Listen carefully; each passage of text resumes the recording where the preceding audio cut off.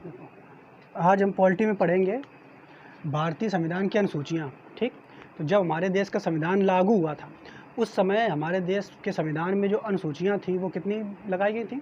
8। वर्तमान समय में अनुसूचियाँ बढ़ करके 12 हो गई हैं।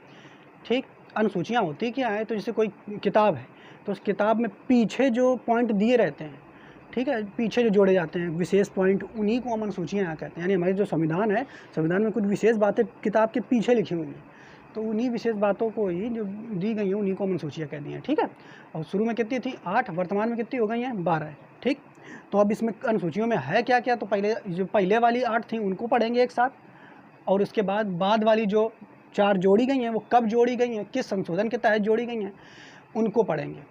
तो पहले 8 याद करेंगे, बाद में 4। ठीक, तो कुल मिलाकर के हमें 12 याद हो जाएंगे। तो देखो अब शुरू करते हैं यहाँ पहले। तो सबसे पहले प्रथम अनुसूची जो है, तो देखो चाहे प्रथम अनुसूची हो, चाहे प्रथम भाग हो, चाहे प्रथम अनुच्छेद हो, सभी में हमारे भारत देश के बारे में बताया गया है। समझ पा रहे हो? सब में क्या बताया गया है? देश के बारे में। तो सबसे पहली अनुसूची उसमें क्या बताया गया है?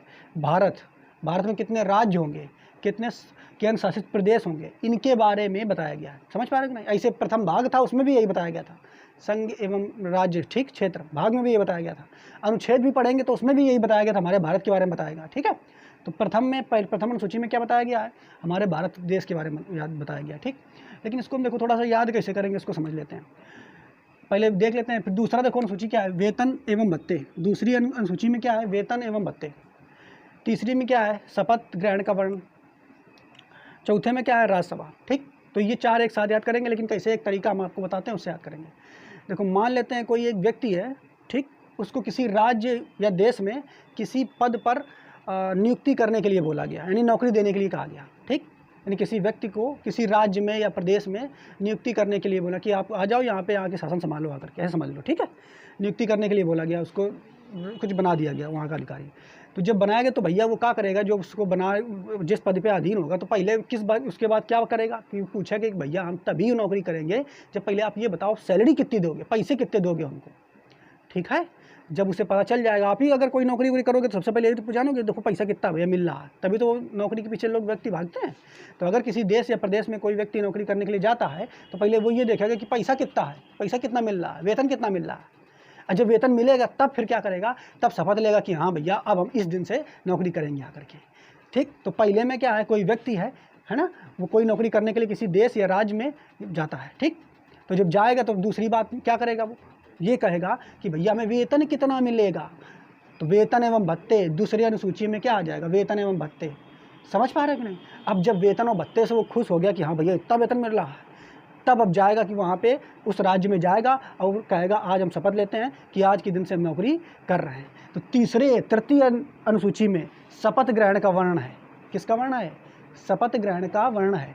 और जब उस शपथ उसने ग्रहण कर लिया तब उसको बताया गया कि आपका जो कार्य क्षेत्र है, यानी आपका जो ऑफिस है वो राज्यसभा होगा। नहीं समझ पा रहे हो?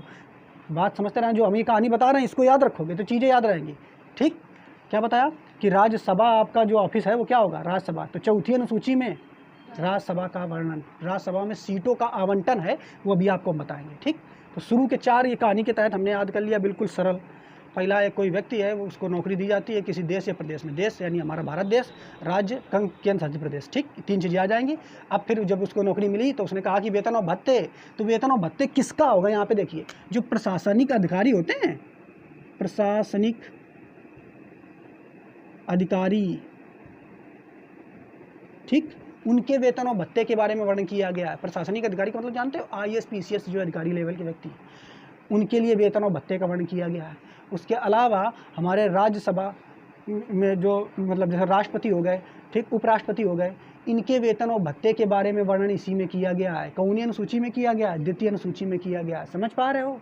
इसके बाद शपथ ग्रहण का वर्णन, किनके शपथ ग्रहण का वर्णन? राष्ट्रपति, उपराष्ट्रपति, इनका शपथ ग्रहण कैसे होगा, कौन कराएगा, ये किस अनुसूची में है? तीसरी अनुसूची में है। ठीक, समझ पाए? तो ये तो कहानी के तहत 4 यादें हो गए होंगे।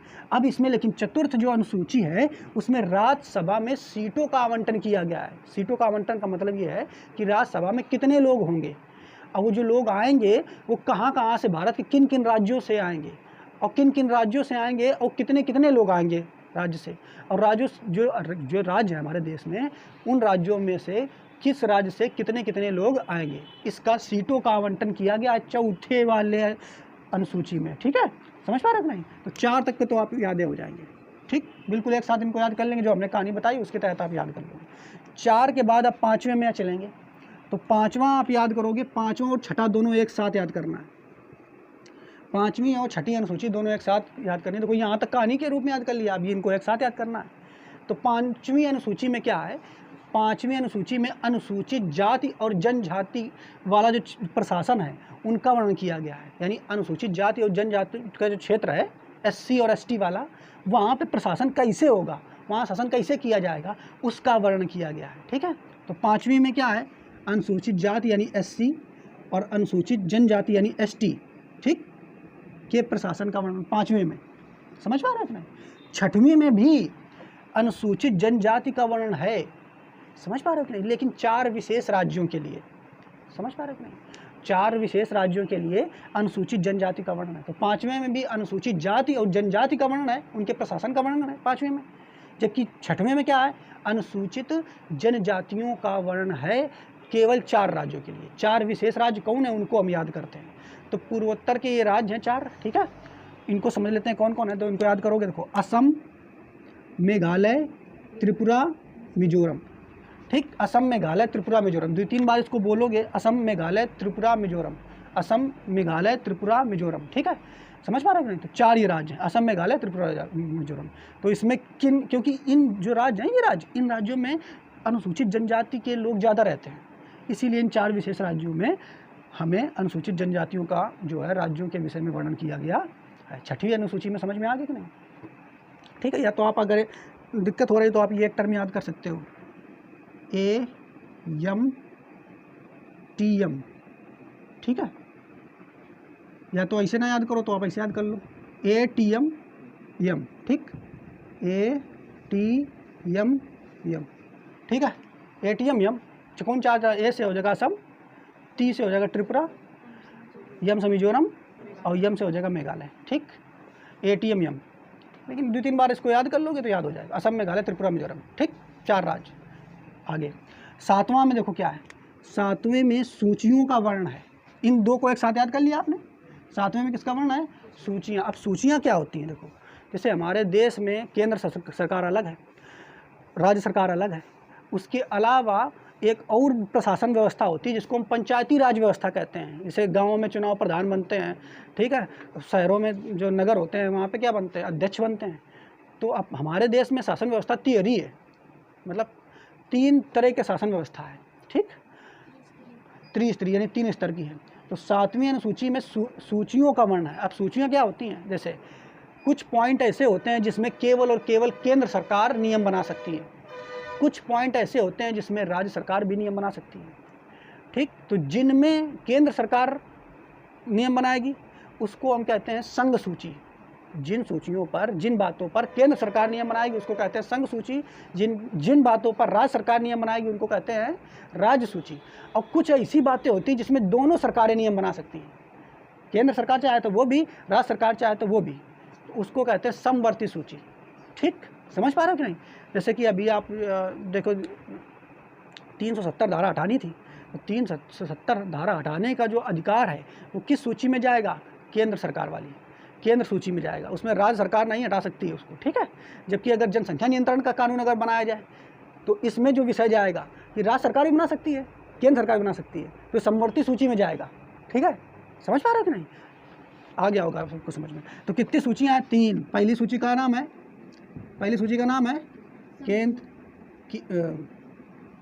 संघ सूची। पहली का नाम है संघ सूची, दूसरी का नाम है राज्य सूची, तीसरी का नाम है समवर्ती सूची।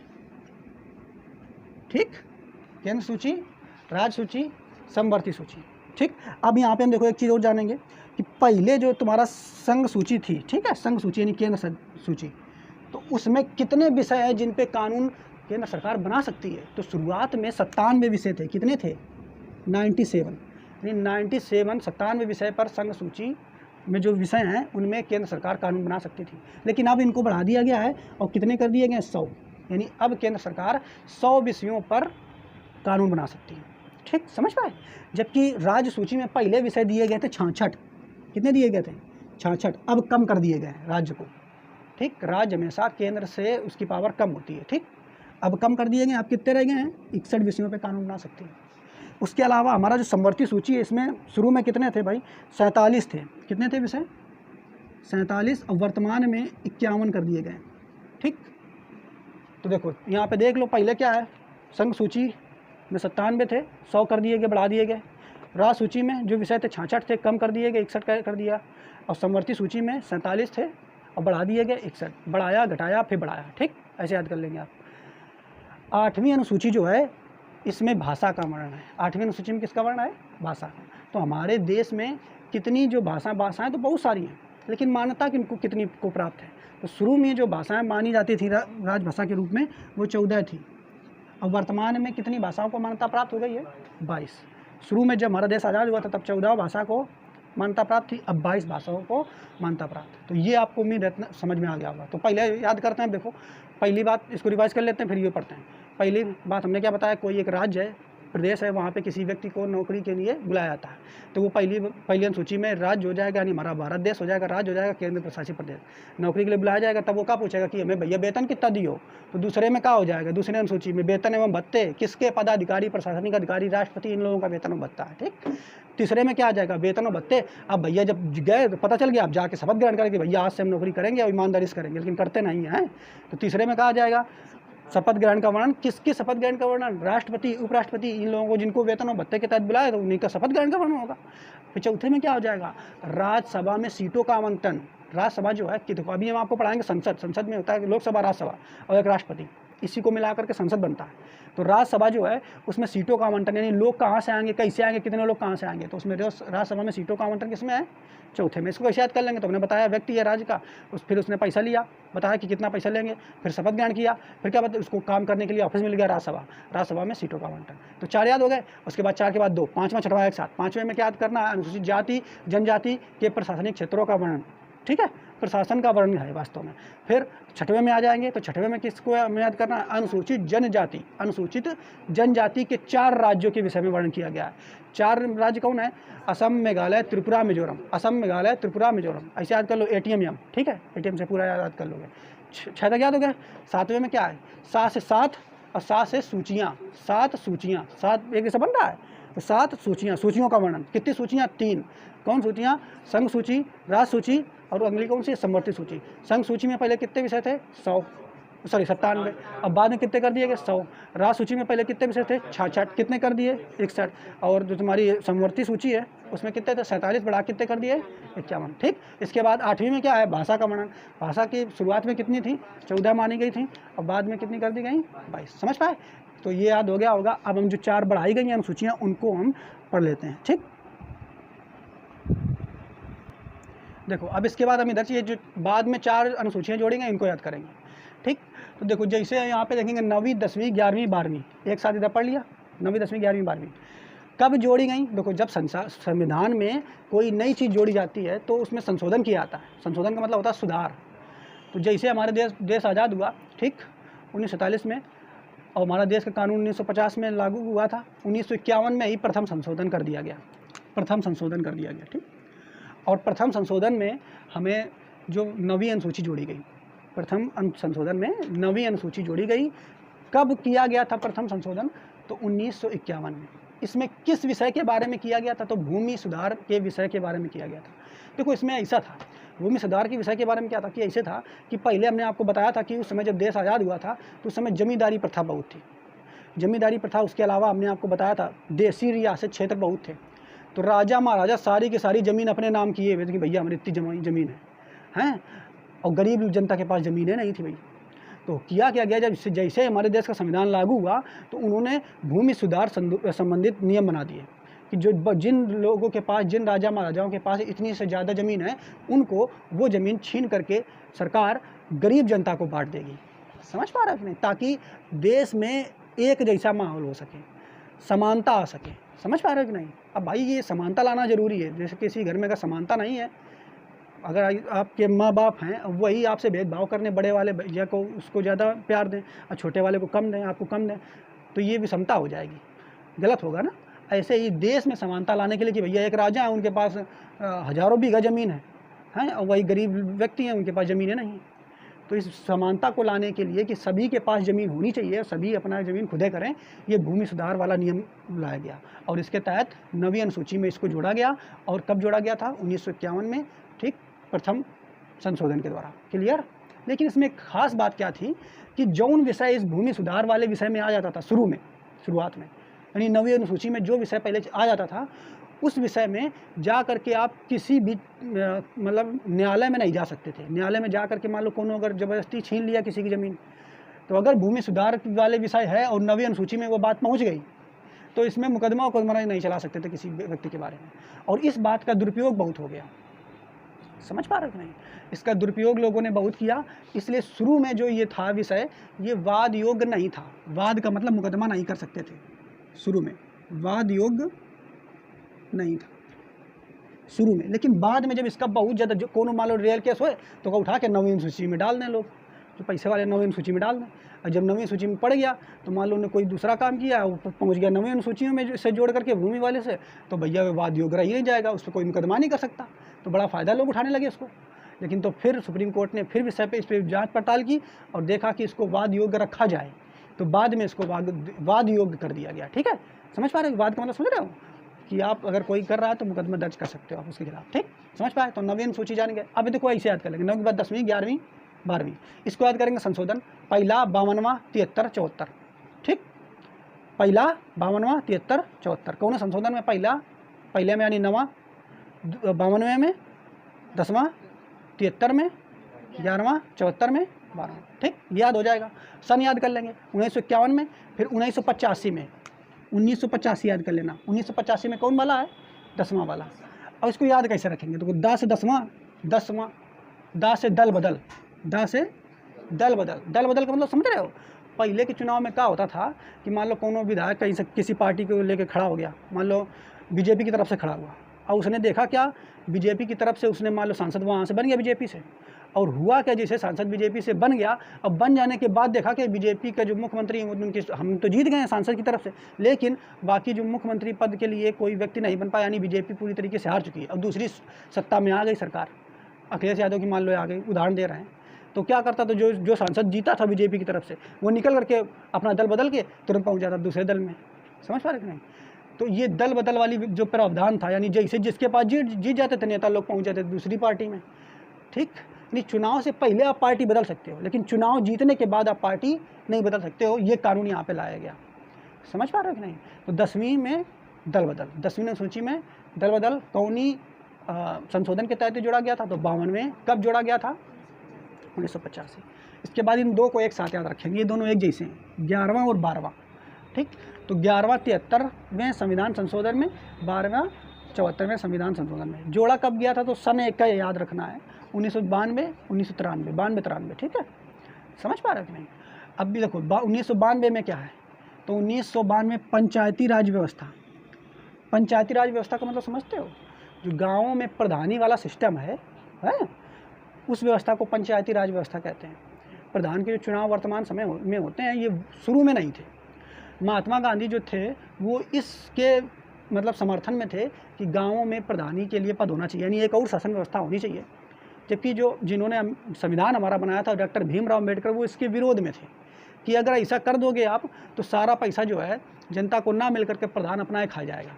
ठीक है, तो वो उन्होंने इसका विरोध किया था कि पंचायती राज व्यवस्था को लागू ना किया जाए। तो इसीलिए पंचायती राज व्यवस्था जो है, ये चीज़ें, ये मूल अधिकार में नहीं जोड़ा गया है, इसको नीति निर्देशक तत्व में जोड़ा गया, यानी राज्य जब चाहे तो अपना इसको लागू कर सकती है। तो 1992-93, देखो आज़ादी के कितने साल बाद पंचायती राज व्यवस्था को जोड़ा गया था। समझ पा रहे कि नहीं? और आपसे पूछेगा कि प्रथम वह राज्य कौन सा है जिसने पहली बार पंचायती राज व्यवस्था को अपने यहाँ पे लागू किया था? तो वह राज्य था राजस्थान। कौन था? राजस्थान। समझ पा रहे हो कि नहीं? क्लियर? तो 1992-93 में पंचायती राज व्यवस्था जोड़ी गई थी। और उसके अलावा अब नगर प्रशासन में भी तो आएगा, गाँव में प्रधान, तो नगर जो निकाय है वहाँ पे क्या बनेगा? अध्यक्ष, चेयरमैन जिसे बोलते हैं। तो नगर प्रशासन व्यवस्था वो भी 1992-93 में जोड़ी गई थी। ठीक है, समझ पाए? तो इसको याद कर लेंगे। 11वीं अनुसूची में क्या है? पंचायती राज व्यवस्था। 12वीं में क्या है? नगर प्रशासन क्षेत्र। ठीक है, कब जोड़ा गया था? तो 11वीं वाली अनुसूची कब जोड़ी गई थी? 73वें संविधान संशोधन में, और 12वीं 74वें में। सन याद करेंगे 1992 93 में याद कर लेंगे। क्लियर? ठीक है, तो उम्मीद है आपको ये भी याद हो गया होगा। ठीक, और कुछ बताने को रह गया है क्या?